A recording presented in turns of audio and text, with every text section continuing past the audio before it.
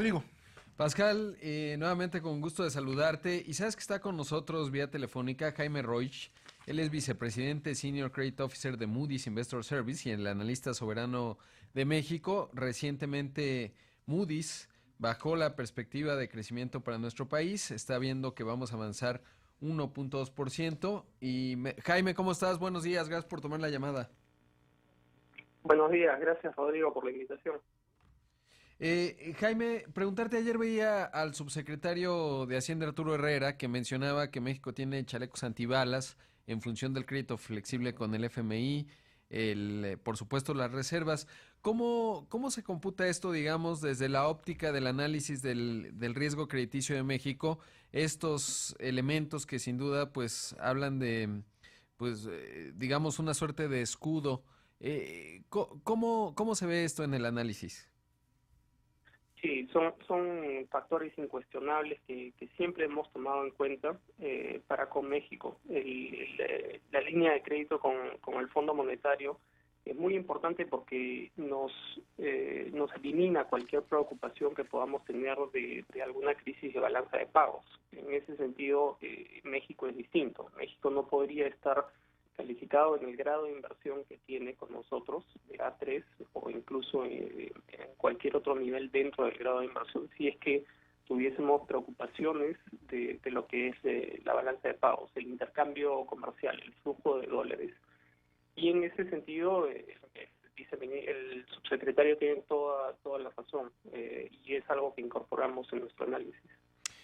Jaime, te saluda Pascal Beltrán del Río. Ustedes utilizaron una palabra en su reciente pronóstico de crecimiento de la economía mexicana para 2019 y dijeron que el gobierno de López Obrador es impredecible. Me pareció interesante esta palabra. ¿Podrías describirnos un poco a qué se refieren con ella? Sí, claro. Hola, Pascal. Efectivamente, tenemos muestras de esto, incluso como comentabas ayer.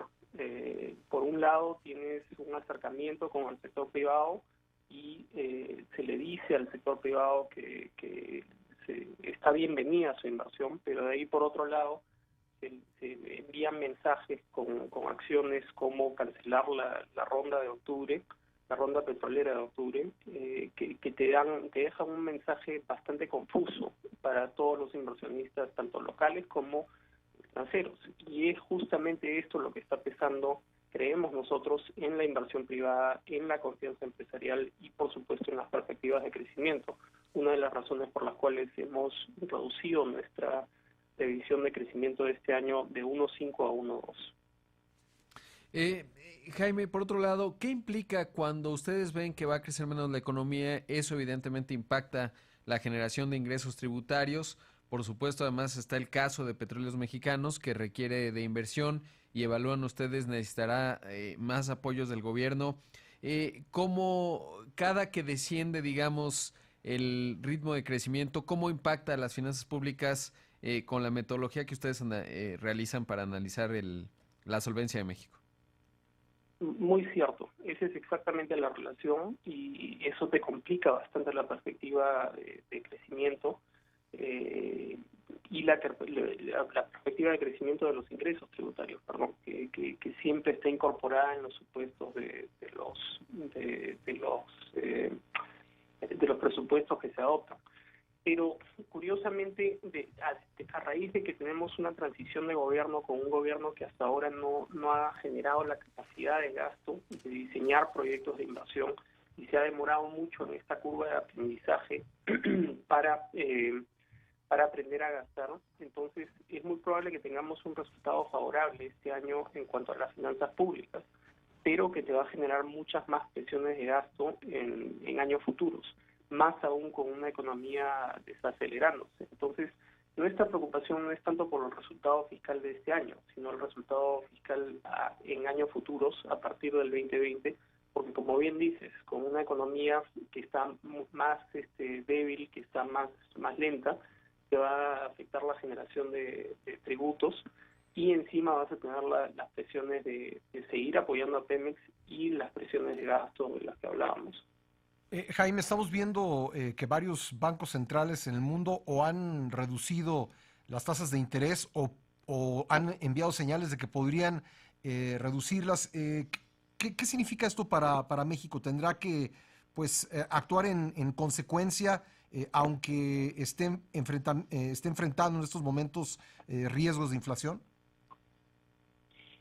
Es un muy buen tema que hemos estado tratando de evaluar por el hecho de que a principios de año el consenso era que el Banco de México iba a tener el espacio para empezar a reducir las tasas.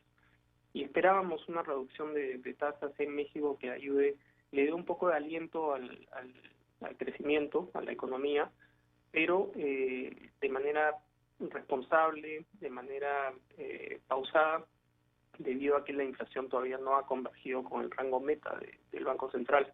Entonces, ahora lo que estamos viendo es que parece que el consenso, incluso dentro de México, al igual que nuestra visión, es que tal vez ya no se den esos recortes de tasas y que la inflación que está empezando a convergir con el rango meta puede que siga un poco terca en la parte alta del rango meta, y que si, como bien dices, las otras economías avanzadas del mundo empiezan a recortar sus tasas de interés, entonces va a estar difícil que México pueda recortar mucho la tasa de interés. Por el momento ahora la visión es que se van a mantener donde están, por lo menos hacia el último trimestre del año. Jaime, por otro lado, preguntarte, ¿qué tanto influye tú como el analista soberano de México el que el presidente hable tanto, es decir, las conferencias que da todos los días en la mañana, los señalamientos que hace directamente hacia ustedes en Moody's, hacia las otras compañías de calificación? ¿Cómo influye o no en el análisis que hacen ustedes con respecto a México? Tratamos de evitar confundir lo que son las partes de manejo político con lo que es la parte de manejo económico. Típicamente el foco de atención para nosotros es Banco de México y Hacienda, ¿no? Uh-huh. Pero de vez en cuando se dan algunos pronunciamientos, como bien dices, por el lado de los altos mandos del gobierno, incluso el presidente, que a veces nos cambian un poco la foto o la pintura que habíamos pintado con información de Hacienda. Y eso es lo que nos deja la impredictibilidad, lo que nos da los mensajes mixtos y lo que nos dificulta mucho el análisis, porque tenemos el ejemplo muy claro de la idea de utilizar los fondos los recursos del Fondo de Estabilización de Petróleo, que se planteó en marzo para ayudar a Pemex, para apoyarlo, y después de que se renegocian las líneas de crédito, y nosotros ya habíamos incorporado eso como parte de nuestro análisis y nuestros modelos, el presidente dice no, eso ya.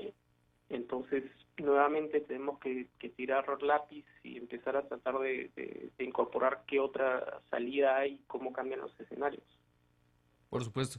Pues Jaime, un gusto, como siempre, platicar contigo, siempre muy interesante. Gracias por tomar la llamada. No, gracias a ambos por la invitación. Gracias, Jaime, muy amable. Rodrigo. Pues ahí escuchamos a Jaime Roiche, vicepresidente Senior Credit Officer de Moody's, analista soberano de México.